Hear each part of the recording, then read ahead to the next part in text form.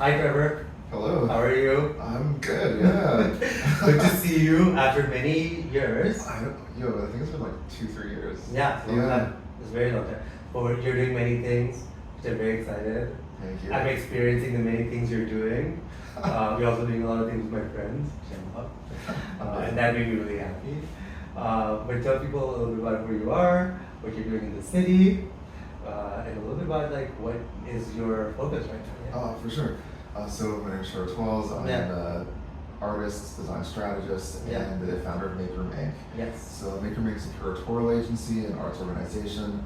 So as a curatorial agency, we partner with institutions like Union Station, City of Toronto, former Richmond, a bunch of other places in the city to create meaningful art experiences. And as an arts organization, we create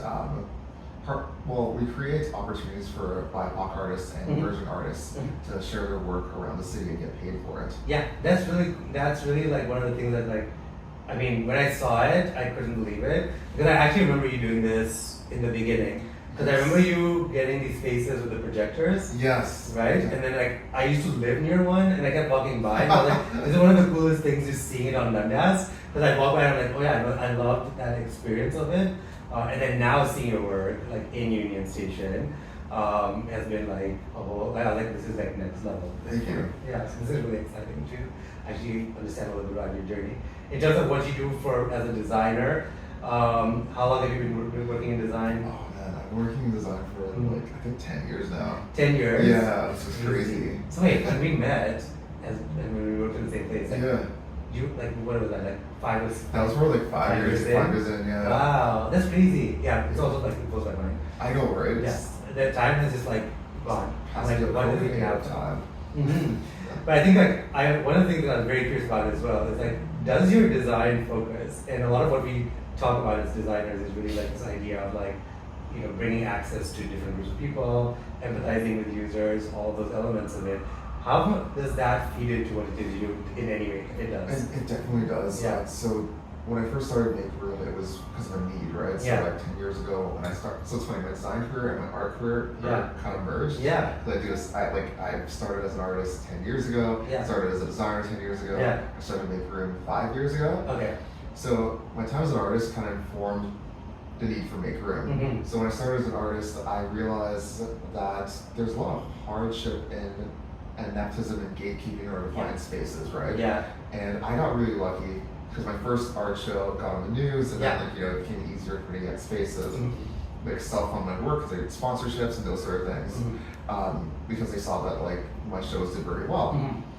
And then once I realized that peers, especially people that look like us, were having trouble like finding a space or like getting paid for their artwork, I realized that I needed to open up and like figure things out, a way to help that. So I used a couple of spaces that I knew. So like one was like it used to be called #gallery, it's called Worth Gallery now. It's one on Bathurst area. But yeah, I asked them like, hey, can I project some art in your windows?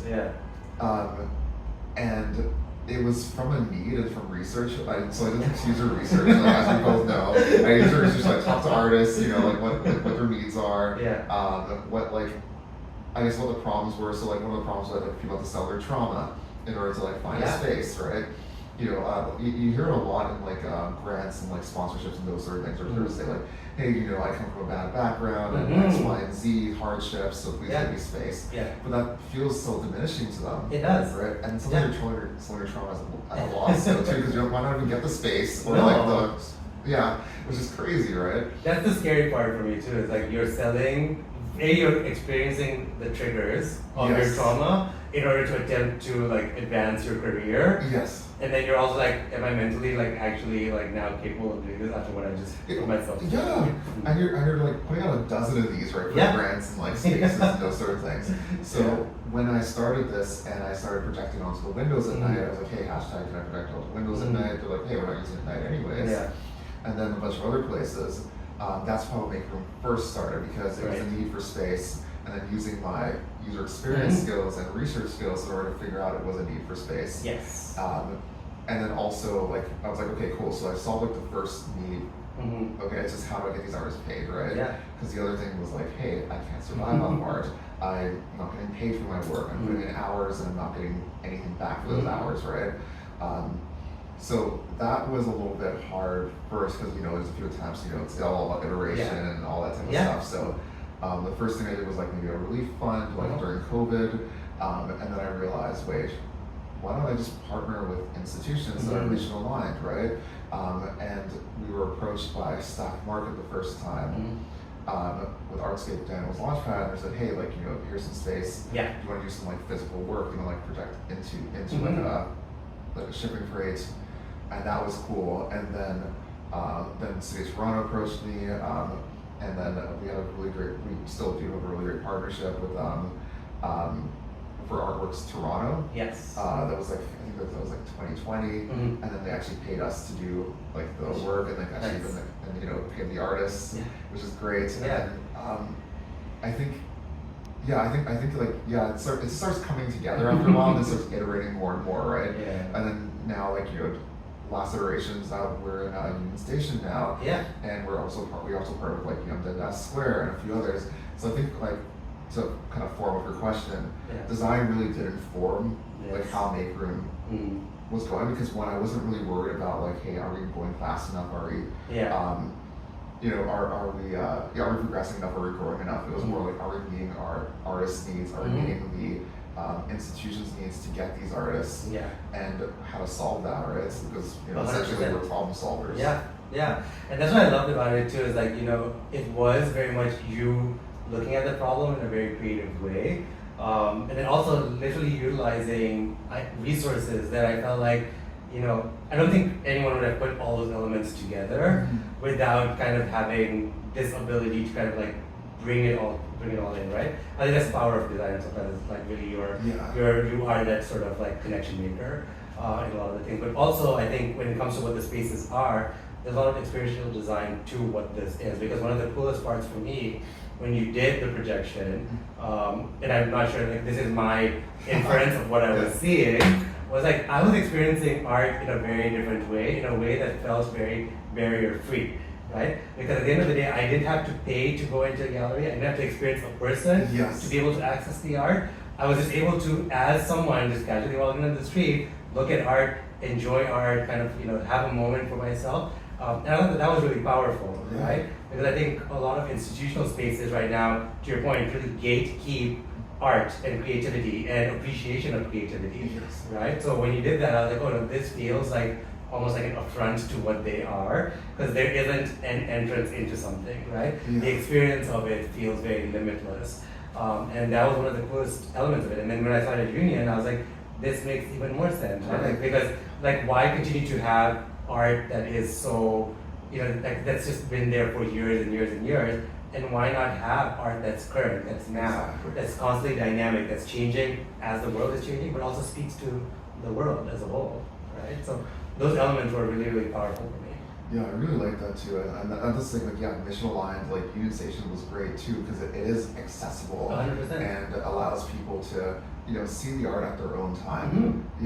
Yeah, like that for me is like one of the key things with art, right? Like I think I'm very privileged and fortunate to have been in a position where I've been able to afford to access spaces, but that's not everyone. And I feel like any society, when you look at other countries and you know, people are like very much into the culture of like another country. And like, there's a reason that that culture exists, because people have been brought up in spaces where they're like appreciating art, they're understanding art. It's a part of who you are from your childhood, right? Whereas here, it's kind of like maybe if I grew up in this particular demographic and had access to these and these and these things, then I have access to all of this, right? So that culture building is kind of like a little bit restricted, right? So I think even what you're doing, I feel like is almost like a lesson in many ways to these governments, to these cities, to these spaces, to actually understand like people need to experience art at all levels in any way that they can access it, right? And also even the artists as well, right? Because like so,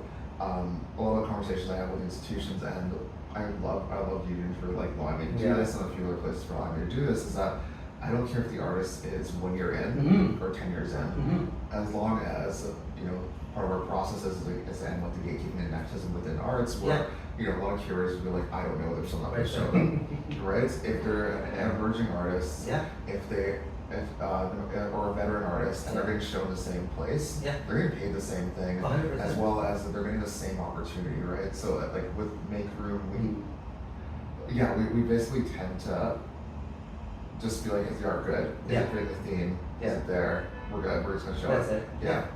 I think that makes a lot of sense to me because I feel like even when you are kind of young in your career, there isn't a motivation for you as an artist. Yeah. And sometimes it's like if I'm not given the opportunity, it becomes really demotivating for you to want to continue in this. Even though this could be your passion, right? You can't always be fueling your own passion in that way, right? There needs to be some element of validation that is provided to you from outside. And that I think is really powerful, like in terms of like you giving people that opportunity, I think really propels people to like a new level in their career. Exactly. Like we had artists that were like, it was their first year, and then we had people like, Elixir Elliott, who were like just prolific in the city. And they're alongside each other, and they're sharing the same shine. And I love that because I think that in the art world, especially in the very white art world, right? There's a lot of like who you know, right? But when it comes to like BIPOC artists, they have to like either pigeonhole themselves into like group shows where they have to like fit a certain theme, or just like have to like talk about their identity in order to get their work shown. 100%. And I think that that's actually like a really good way to kind of like follow up with my next question, which is really about like the importance of actually having BIPOC representation in the work and what that actually means, because I feel like you're doing something really important for the community in a sense that you are pushing voices that typically are normally stifled, and to your point, really have to be relegated to certain spaces, certain group shows, for that matter. But I think also it's not being done in a way that is kind of demeaning what the work is. I think it's being highlighted at the same quality, at the same level that you would if you were a white presenting artist, right? Yeah. So talk a little bit about like the importance of that element of like representing BIPOC work to Make Room, and what that kind of looks like for you. Representing BIPOC.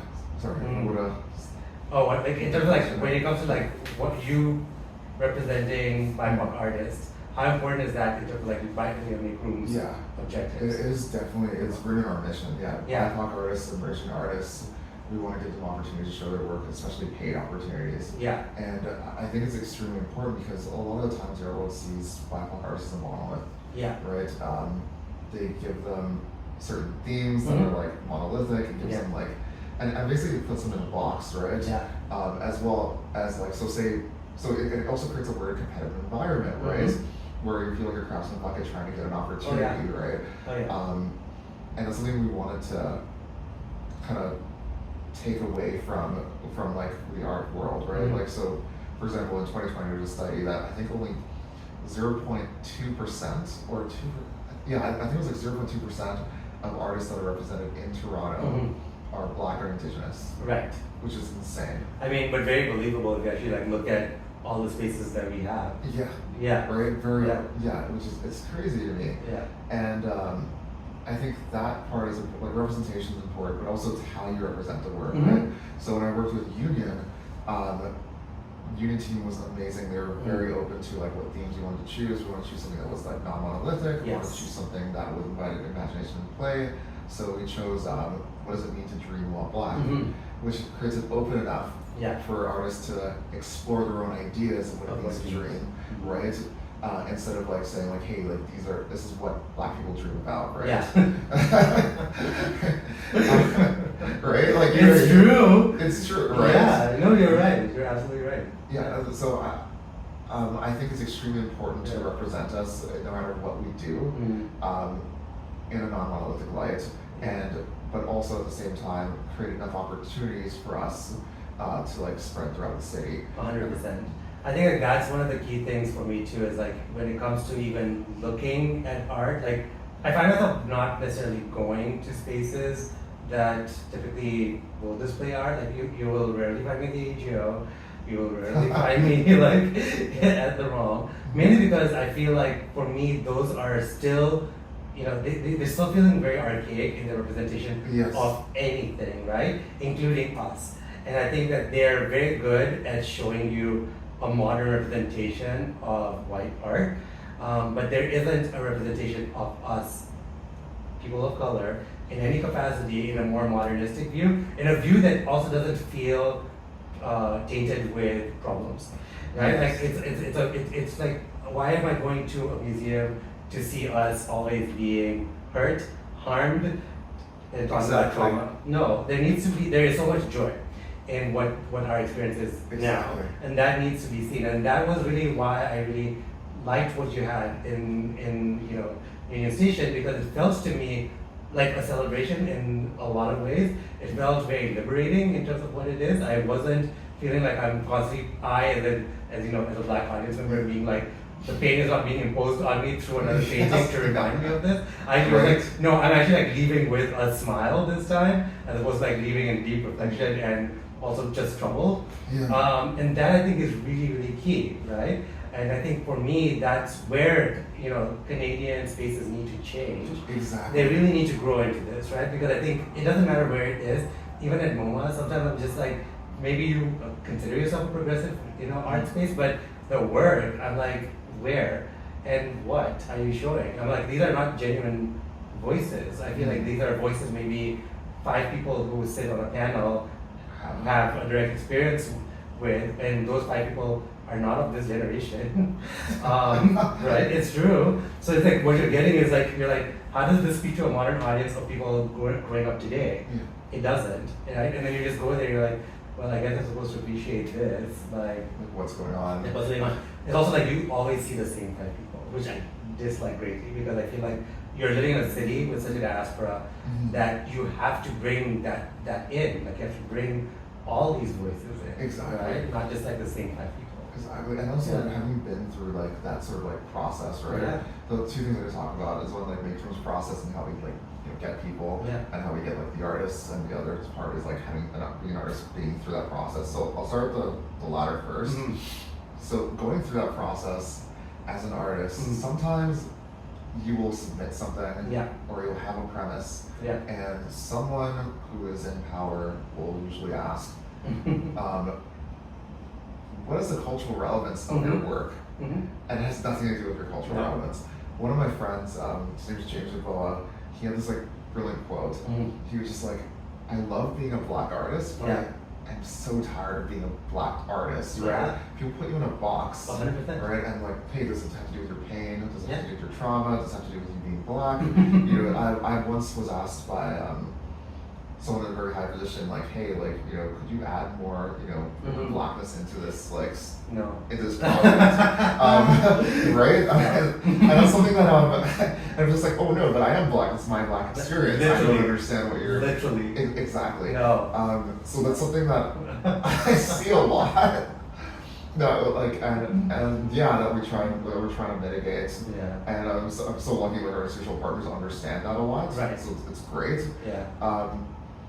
And then the other part is our process. Yeah. So Make Room, we have our own like proprietary like digital system where we get artists it makes it easy for artists to submit their work. We don't ask them any traumatic questions. Yeah. We just ask them what the theme, what does your art mean, Yeah. what's your bio, Yeah. done, Right. right? And then we get community members from the arts community in Toronto to sit on the panel, as well as our institutional partners to sit on the panel and like look at the art, be involved in the jury of the art, Right.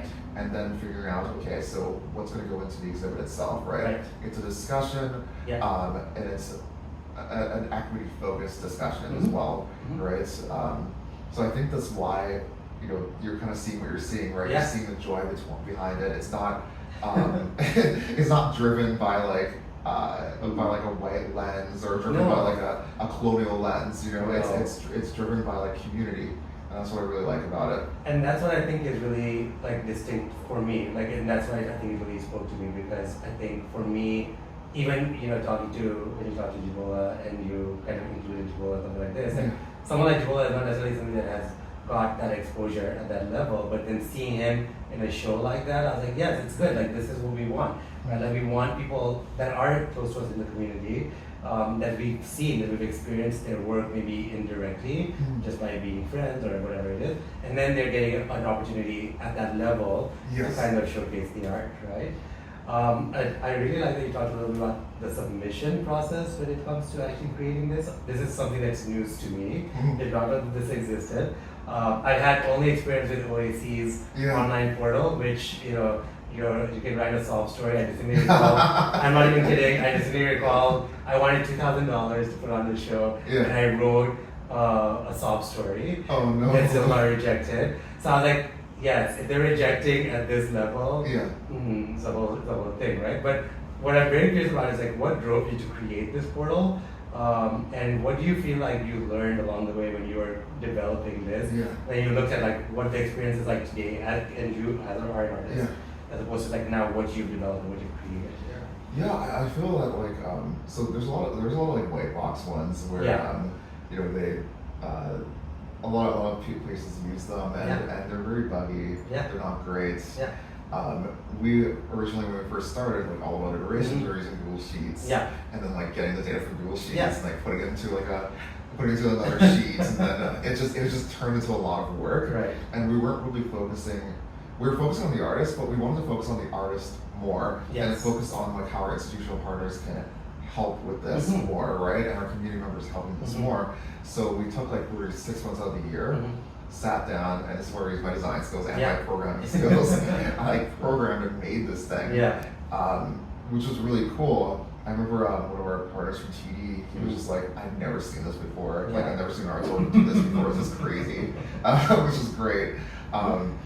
But like it's fully customizable. We could like for like the theming and like type of questions we ask. But like from a fundamental level, we don't want to ask questions that are low register. So what I mean by that is that sometimes like in other like applications, you get really obscure questions or obscure expectations, as I put it, where they'll tell us the description of their work and blah blah, but they're actually expecting X, Y, and Z to be there. And if you're not in the know and you're not like someone who's a professional grant writer or whatever, you won't know to actually put these details in there, right? And that's something that really irked me about like other processes. And that's something that we avoid, right? Like we use simple language. We don't have unnecessary expectations of the actual description of the work, because also education levels differ. I was gonna say, like you may not necessarily have access to that level of articulation, right? Like exactly, right? So and so many people are students, and it's just it feels inaccessible. So we want to make the most accessible application possible, and then also allow our partners to actually be in the process as much as they want to be. I think it's great because I felt like for me, especially art in this entire realm, still very archaic despite the subject matter of our work. Right? The processes still were very old. So for you to go and disrupt it in this way and kind of bring technology to the forefront of what this is really great. I also think like the type of technology that you're bringing in is very responsible, right? Like I don't think you're going in and kind of using these sort of keyword matching algorithms. No, not at all. To kind of force on. Like, did they mention trauma 4 times here? Yes, okay, access to which I think a lot of like places would do, right? When you have mass submission of forms, job applications do it all the time. So that was really like exciting to me because I feel like that's really novel. I think it's really intuitive. I feel like it's very scalable and progressive in terms of what it will actually offer. I'm hoping also that it puts other systems to shame, because at that point you actually get the ability to say, this is actually how it should be done. And to your point, it's very equitable, right? Like anyone can apply and feel like, I have as good a chance as anyone else to be able to be a part of this. So that's really cool. When it comes to what you feel drives you right now in your journey forward with Make Room, what are certain things that continuously keep you wanting to do more with Make Room? So at first, it's funny, the underlying feeling I get when I work on Make Room is like I want to solve injustice, like it's like righteous anger, as people call it. And then I think it's starting to evolve though, where it's not just like righteous anger, like I want to stick to the system, I want I want to like create a community with like people that are mission aligned and like and like do this thing. I still want to do that. What I want for Make Room is I want more growth. Yes. In a way where we start to influence like art, public art in general, and that's kind of part of the reason why we like shifted to being a curatorial agency, why we started making the processes, and why we started making like the software for like open calls and those sort of things, because we wanted to not just be like a guerrilla agency, a guerrilla arts org. We wanted to have real influence and real change within and shift how Toronto does art and views art and the process behind that. So it became more of a meta focus rather than like, here's our goal. We're gonna like put as much art like around Toronto as we can. It's getting a little bit more intentional, which I think is a great and natural growth, because you can't run off like righteous anger all the time. No, you can't. Right? So, but I'm glad that that's sort of like the impetus, right? Like that's the initial motivation to what has pushed you into this, and I think rightfully so, right? Like I think you have to have that reaction to sort of be able to motivate yourself into action, right? And I think like driving yourself to do everything that you've done so far, and then seeing the results of everything that you've done so far, I think sort of will kind of allow that reaction to be like validated to a certain extent, because you're like, no, this actually, like I learned that this actually was true. Like I wasn't gaslighting myself into thinking this was just a problem and it's not a problem. It actually is a problem, and you can see it. The feedback from the artist is also what's driving that as well, right? So like seeing the artist's faces, like especially the ones that are like just starting out and they're getting like a huge platform, and their work is amazing and brilliant. I like seeing that reaction. It's funny because that's like another driving factor that I didn't really. It's when I didn't account for. I was like, I'm doing good, but then like I didn't account for how much it would touch my heart, like seeing people like that, right? And like that, like I want that everywhere. I think that's I feel like for me, he's the biggest reward. Yes, exactly. Yeah, but I also feel like what you actually touched on is the fact that like at the end of the day, this is your community. And it was important for an element of you to kind of be responsible and to your community. Exactly. Right. So I think that's been, and that really shows. I think your reach it's telling everyone this story. Like I don't think anyone's looking at it and misunderstanding what's going on here. Like, no, we clearly know what this is about, right? But I also think one thing that I was also curious about is, what were some of the difficulties in getting to this point? Because I don't think the journey itself was just like, I woke up and then everything just kind of like fell into place, right? No. Like there was probably there are some obstacles. Yeah, there was. I think one of those changing the mindset. So institution partners now, amazing. Getting institution partners beforehand though, finding the right people with the same mindset as you was very hard. Yeah. Sometimes, I would talk to like a certain company and they'd be like, hey, can you do this for free? Can the artists just give us the work for free? Yeah. Or like completely undersell them. Yep. And then at that point it only emboldened me because I realized, oh wait, if they were talking to me like this, they would have had other artists. Yeah. Like they would have had other artists like saying the same things, so we're acting as a shield. Yeah. This is great. Yeah. Like I could turn them down. Okay. I could turn them down and basically like go somewhere else, right? And like and that was great and emboldened the mission. Some of the other constraints were like some of the technical constraints. So directing on the windows, what did I tell you the maintenance I had to do? I was looking like the windows were never like, it never felt like, oh, this is kind of dirty. Like I was like, full visibility every day. Yeah. It was great, right? But the maintenance on the technology. So when I first started it, it wasn't automatic. I had to go and ask them to turn it on.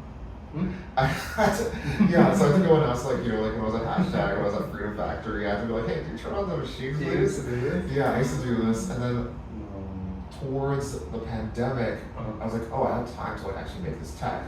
So I made like an automated tech where it turns on automatically and projects onto the windows, and then sometimes I would break down, so I had to go. You were on call. I had to go. That's why we have Onyx Barbers as a partnership right now. And longtime friend Lowell. They're so nice. Yeah, they're so nice. They're so nice. He goes to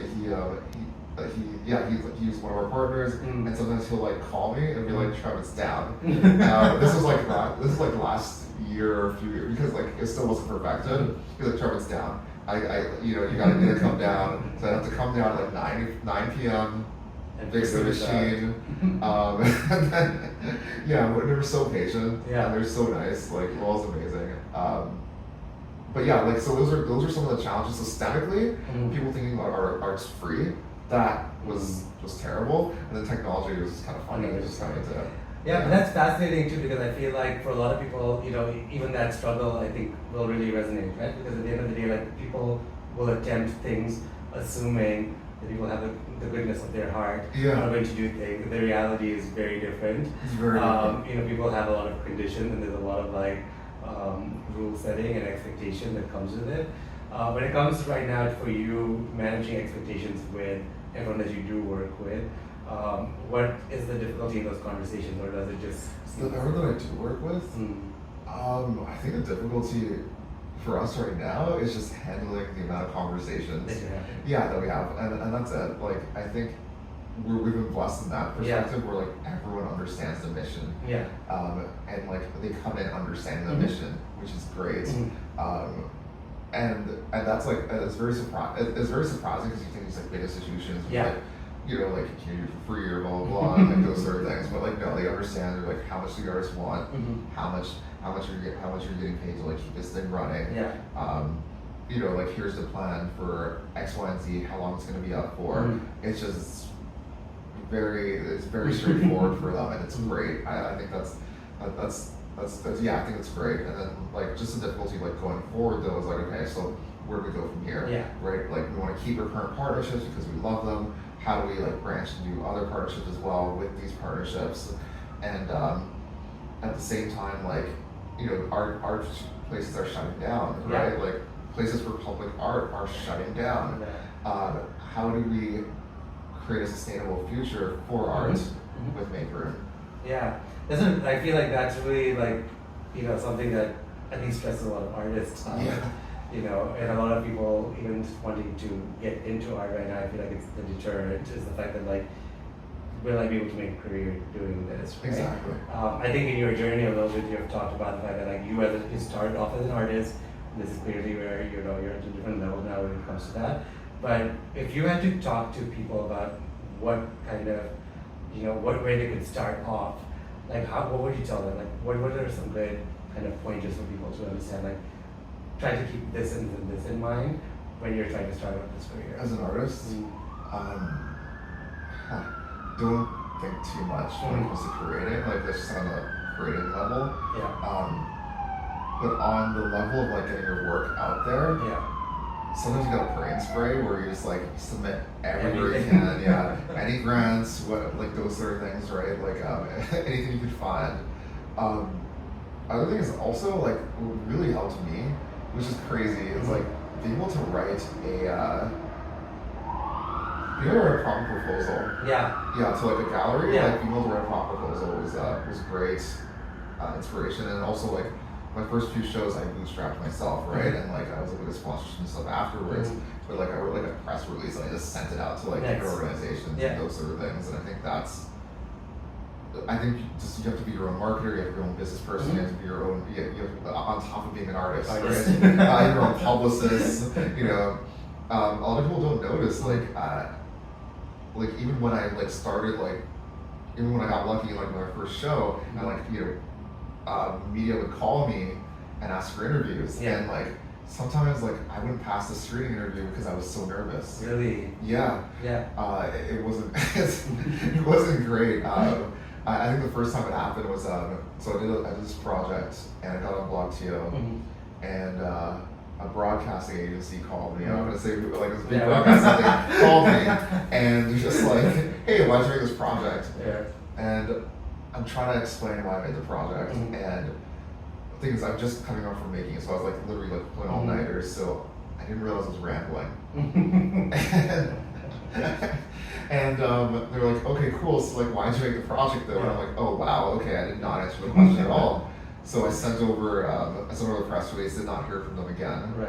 I did it, however, like years later, was able to like interview with them, and you know, it was great. But yeah, it made me realize, okay, I have to get my interview skills up. I have to, you know, if I'm gonna be in it, I have to be in it. Yeah, I really like the fact that, like, you know, you even touched on the fact that you literally are sort of your own. You are your own business at the beginning, and Yes. that's a struggle for a lot of people. But like, really getting good at all those skills, I think, allowed you to sort of understand and problem solve, right? Like, you in your next iteration, like, you were easy to come back and be like, okay, I know what to do here. I know what's there. And I think it's been a learning experience for you, right? So that's always like been, I think that's the strength of like Struggle. In terms of what you wish the community as a whole could do to promote art, to push art at this level, do you have any like thoughts on that? Do you have any like recommendations on that? I think certain institutions should stop. It's gonna sound a little spicy. Yeah. I think certain institutions, I'm not gonna name which ones,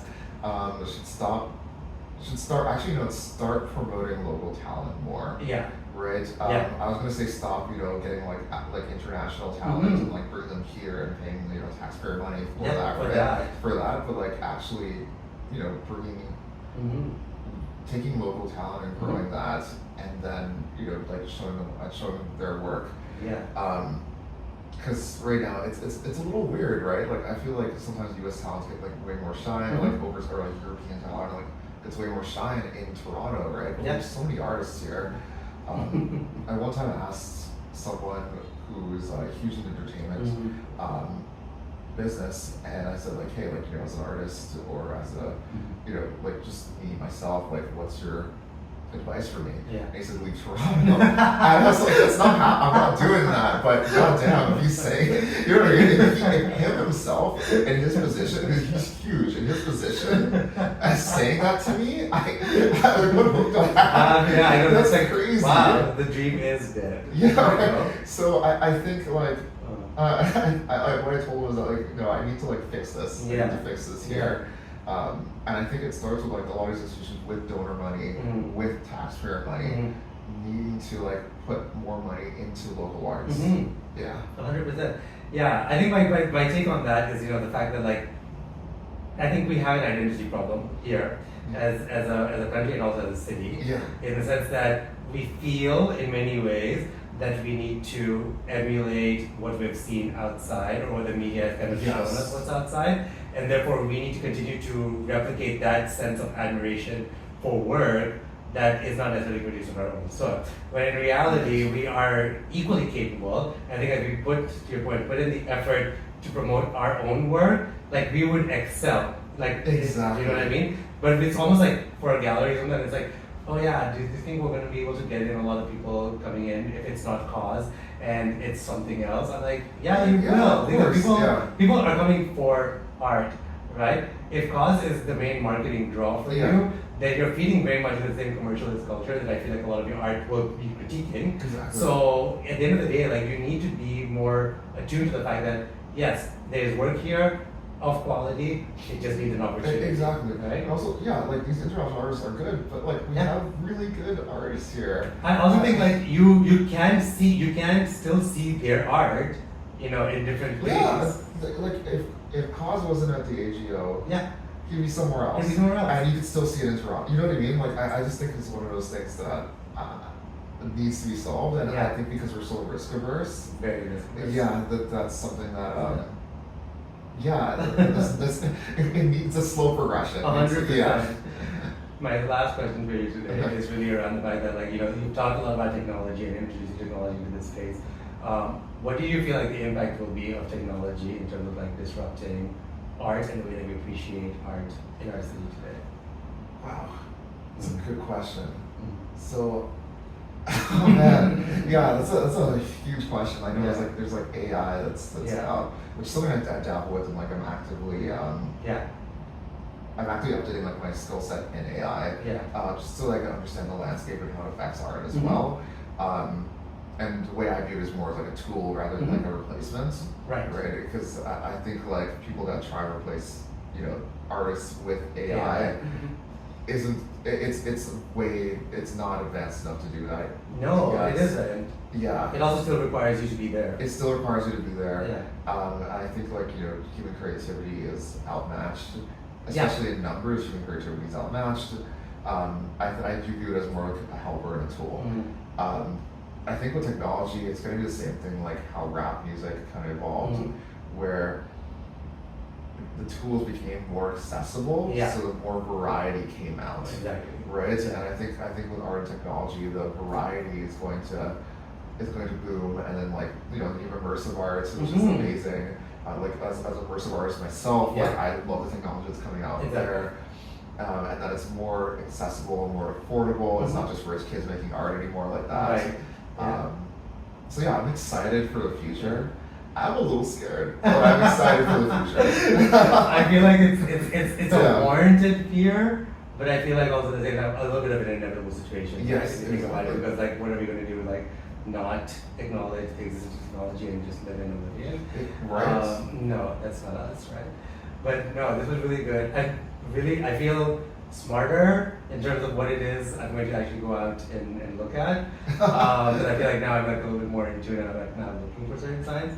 But also really, really like proud. I feel like for me that's really why I asked you to come and do this. I was like, Thank you. I think it's so important what you're doing, and the journey is really, really key to bringing visibility to groups of people that don't have visibility right now.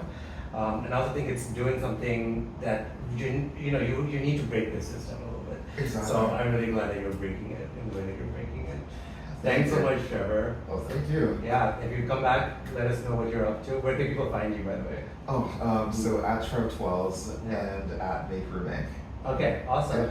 Follow Bake Room. They're doing cool stuff all the time, so there's a lot of good stuff in there. Thank you. Yeah. On Instagram. On Instagram. And in real life. And in real life, yeah. A lot of real life. Yeah. Thanks so much. Cool, thank you.